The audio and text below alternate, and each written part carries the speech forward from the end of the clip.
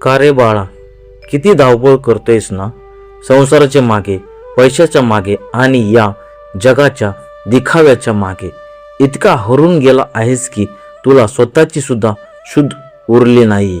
मी तुझ्याकडे आलोय तुला भेटायला, तुला सांगायला की मी तुझ्या पाठीशी उभा आहे.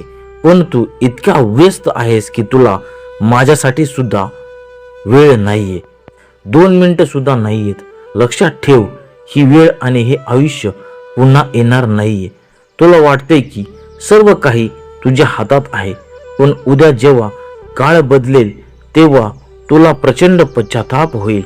ज्याने मला जन्म दिला, ज्याने मला सर्व काही दिलं, त्याच्यासाठीच माझ्याकडे वेळ नाही. अरे वेड्या, हा देह, ही माया सगळं इथेच संपणार आहे. सोबत येईल ते फक्त तुझे कर्म आणि माझं नाम.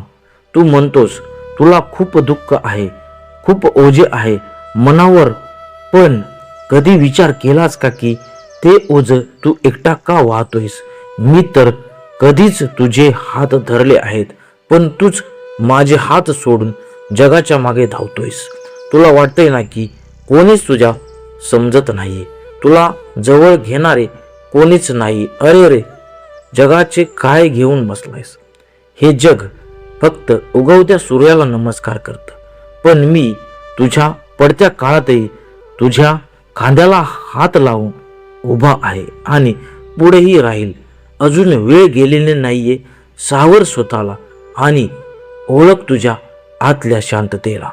बस माझ्यासमोर 2 क्षण शांतपणे तुझ्या मनातलं सगळं ओझं माझ्याकडे सोडून दे.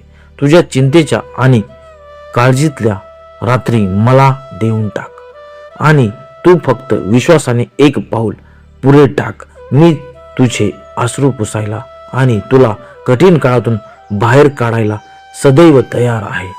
भले जग तुला नावं ठेवेल, भले लोक तुला सोडून जातील, पण मी तुझा हात कधीच सोडणार नाही. ज्या दिवशी तू स्वतःला माझ्या स्वाधीन करशील त्या दिवशी तुला कळेल की खरं सुख कशात आहे. पण जर आज तू माझ्याकडे पाठ फिरवलीस तर उद्याच्या वादळात तुला आधार शोधायला खूप उशीर झालेला असेल. ठरव आता, तुला जगाच्या गर्दीत हरायचंय की माझ्या मायेच्या सावलीत सुखाची झोप घ्यायची आहे. मी तुझी वाट पाहतोय, येतोयस ना? मग जर तुला माझ्या वरती विश्वास असेल तर कमेंटमध्ये ओम चैतन्य श्री नवनाथाय नमः असे लिहून टाक.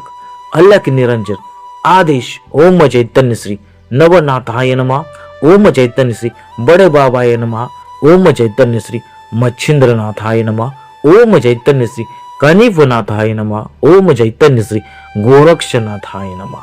आदेश आदेश आदेश.